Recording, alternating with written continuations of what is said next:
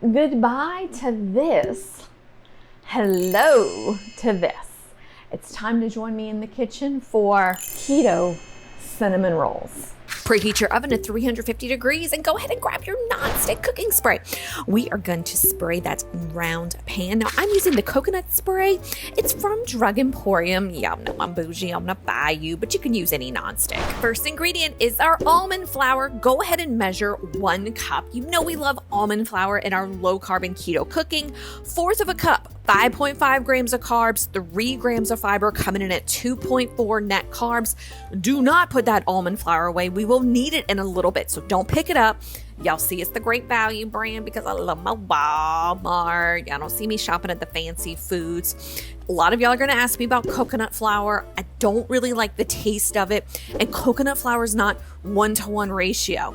And that's probably a video I want to work on. Let me know in the comment section, number 1, if you cook with coconut flour, and if you want some tips on kind of how to make the transition from, ooh, my favorite recipe is flour. How would I use almond flour? How would I use coconut flour?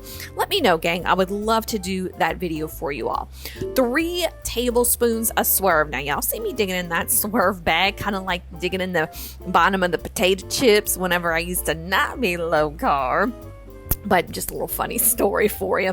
Now, a ton of y'all are going to ask about monk fruit. Absolutely. You can go ahead and use monk fruit if you like. I'll always buy my Swerve at Drug Emporium.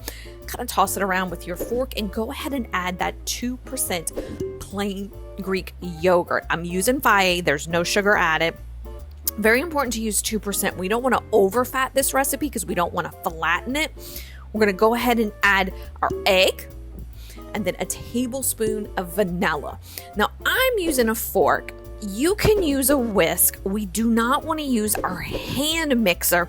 We're doing this like grandma did. You know, back in the day, they had these incredibly strong forearms. Let me know if you remember your grandma or Mimi or mama, as I like to say, cooking in the kitchen. I mean, they could stir anything and everything, which I thought was awesome. Bring back your almond flour. You're going to put a 1/2 cup in there.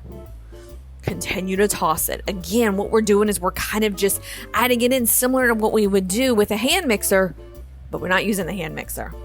And we're going to use another 1/2 cup of almond flour. So this brings your total of almond flour in this recipe to 2 cups. Love using my fork. Again, you can use your whisk if you would like to. But what I really love to use in this is my ice cream scoop because, gang, this is cinnamon roll bites. I ain't that talented. I can't lay things out and put the cinnamon and roll it up. I wish I was. I'm not. The other thing is I'm also kind of lazy, so I really don't want to do that.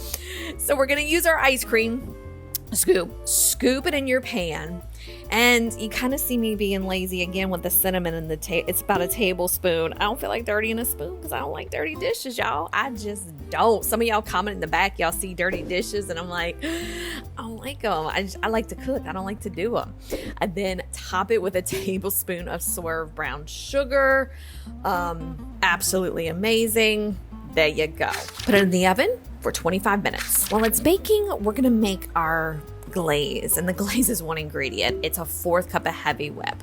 Folks will say, where's the sugar or where's the Swerve? And I personally do not like things over sweetened.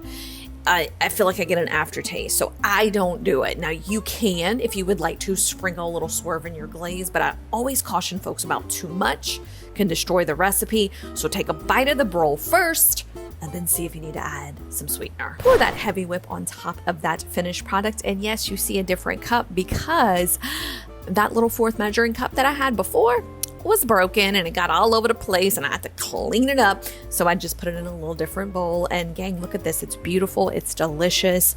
You're going to love these. If you were too busy laughing at my stories, scroll in the description. You got the recipe down there. And hold up, if you scroll down there also, I have an awesome menu that you can download.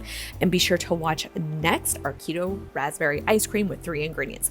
Love you much, gang. Take care.